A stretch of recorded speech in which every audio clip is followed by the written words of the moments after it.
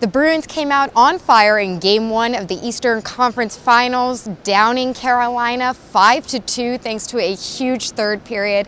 I'm here at TD Garden, joined by Herald sports editor Justin Pelletier. So, Justin, first I want to start by talking about Marcus Johansson. What a game he had. He had, for the first period and a half or so, I thought he was the best player on the ice for the Bruins.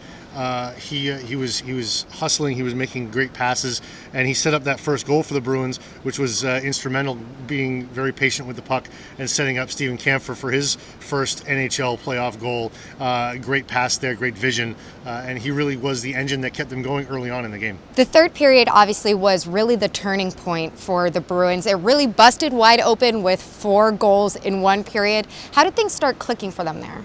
It really seemed like they started playing with more of a sense of urgency, and honestly, Carolina started taking a couple of stupid penalties, and it put the Bruins on a power play, and it gave them the advantage, and they cashed in. The power play didn't look all that great for most of the game, but when it mattered, they were able to get the goals. Johansson getting one, and Bergeron the other, both set up on great feeds from Brad Marchand. So it was timely, it was good for them, and that's really what got it going, is they were able to take advantages of the opportunities they were given. Yeah, we caught up with some of those Bruins players in the locker room to talk about that giant third period. Every line got going, and that's what you need.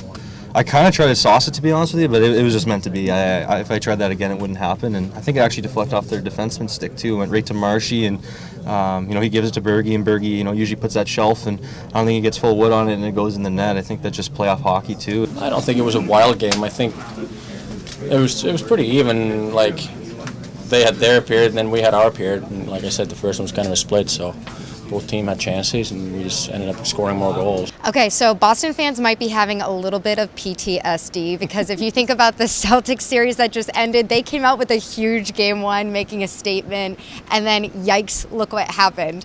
What can we expect in Game 2? What do the Bruins need to do to keep coming out with this kind of fire? Well, I think the biggest thing for the Bruins to remember here is that it is only one game.